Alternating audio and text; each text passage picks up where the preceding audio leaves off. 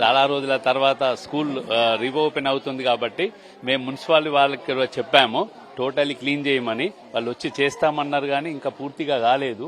అక్కడక్కడ ఉన్నటువంటి చెత్తనంతా బయటేపించడం జరిగింది. పిల్లలందరూ కూడా ఈ రోజే రావడం జరుగుతుంది కాబట్టి వారందరికీ కూడా కొత్త నూతన విద్యా సంవత్సర శుభాకాంక్షలు తెలియజేస్తున్నాం. అదేవిధంగా పిల్లలందరూ కూడా దాదాపుగా మా దగ్గర 580 మంది పిల్లలు ఉన్నారు.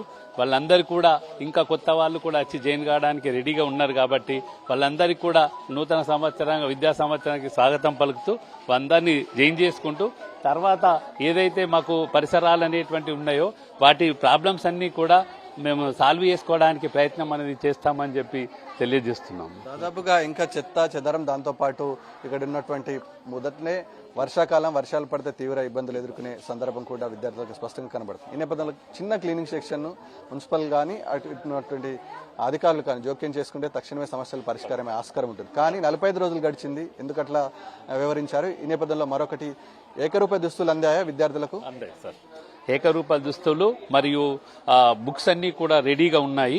ఈ రోజు విద్యార్థులు వస్తే సీరియల్ గా వాళ్ళకు దుస్తులను మరియు వాటిని కూడా ఇవ్వడానికి మేము రెడీగా ఉన్నాము. పిల్లలందరూ వచ్చిన తర్వాత ఏకరూపాయ దుస్తులు ఆఫీసులోనే ఉన్నాయి. వాటిని అన్ని కూడా పిల్లలందరికీ సప్లై చేయడానికి, మరియు నోటు బుక్లు కూడా వచ్చాయి. నోటు బుక్లను కూడా మేము సప్లై చేయడానికి రెడీగా ఉన్నాం. పిల్లల యొక్క స్ట్రెంత్, పిల్లల యొక్క సంఖ్యను బట్టి ఒక్కొక్కరికి కూడా మేము సప్లై చేయడానికి రెడీగా ఉన్నాం. మొత్తానికి విద్యార్థులకైతే సమస్యలు స్వాగతం పలికాయని ఇటు ప్రధాన ఉపాధ్యాయులు అదేవిధంగా తల్లిదండ్రులు తేల్చి చెప్పడం జరుగుతుంది. మొదటి రోజు కాబట్టి కొంత మేరకు అసౌకర్యం కలుగుతుంది, తర్వాత రెక్టిఫై చేస్తామని ప్రధాన ఉపాధ్యాయులతో పాటు విద్యార్థుల తల్లిదండ్రులు కూడా అనుకుంటున్నారు. ఈ నేపథ్యంలో ఇటు విద్యార్థులు అయితే స్కూళ్ళకు చేరుకుంటున్నారు.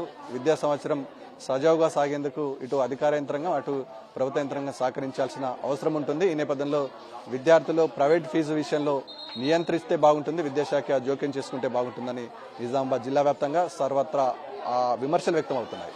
వీళ్ళని షోతో కలిసి రవీందర్ టీవీ న్యూస్ కామారెడ్డిలో. Vote studio.